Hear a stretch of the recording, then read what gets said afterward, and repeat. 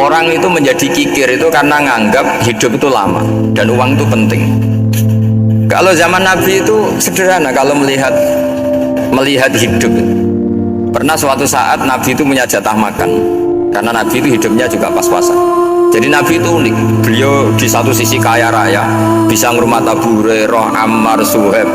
Ashabu Sufa itu dirawat Nabi semua. Itu kan kaya, bisa ngerawat sekian orang. Tapi di sisi yang lain untuk pribadinya beliau miskin. Kadang nggak bisa makan hari itu. Tapi di saat yang sama bisa merawat Ahlus Sufa. Jadi keliru kalau orang hanya cerita Nabi itu miskin, untuk makan dirinya aja susah. Itu keliru. Kelirunya kalau tidak diteruskan, tapi Nabi mampu menghidupi Ahlus Sufa. Singkat cerita, jatah makannya Nabi itu dikasihkan orang. Ketika Nabi tanya, ya Aisyah, makanan jatah saya di mana? Oh ya Rasulullah, tadi ada orang minta tak kasihkan, maka makanan itu habis. Apa kata Nabi? Kamu salah Aisyah. Yang kamu kasihkan itu justru yang masih.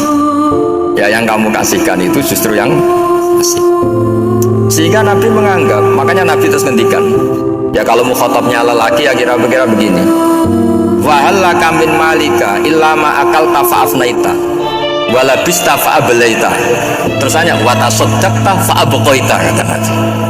Harta kamu ya kamu makan kemudian ke WC jadi kotoran, atau punya pakaian mewah nanti rusak. Watasaddaqta fa'abqaita. Ada yang kamu sedekahkan, yaitu yang abadi sampai akhir. Sehingga banyak pengusaha yang mencintai saya setelah tak ajari hadis itu. Misalnya punya uang 1 miliar karena dia spekulan atau pedagang rawan bangkrut, disedekahkan ke masjid 50 juta, yaitu yang abadi. Jadi kalau suatu saat bangkrut, dia masih punya uang 50 juta di akhirat. Jadi Nabi itu mengajari sedekah itu apa? Ya sedekah itu pengabadian uang. Kalau kita kan enggak, bilang sedekah itu nguras uang. Itu pikirannya setan dan pikirannya orang Islam. Itu cara berpikir setan, bukan cara berpikir umat apa. Sehingga Sayyid Ali Zainal Abidin itu kalau ada orang minta, kemudian beliau ngasih, itu beliau bilang gini, marhaban biman hamala zati ilal akhirah. Matur nuwun nggih jenengan sing beto sangu kula nada. Jadi dianggap teller saja.